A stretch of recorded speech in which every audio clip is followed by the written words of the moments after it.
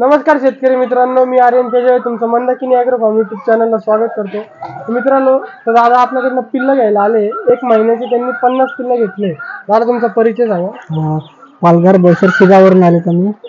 सध्या तर आमचा नवीन प्लॅनिंग आहे चालू फॉर्म करायचा बनवायचा. तर सध्या मी तेवढे जरा घेऊन जातो 50 पिल्लं. त्यांनी 1 महिन्या अगोदर आपल्याकडे बुकिंग केली होती आणि आज ते पिल्लं घेऊन चालले. त्यांनी 1 महिन्याची पिल्लं घेतलेले. धन्यवाद.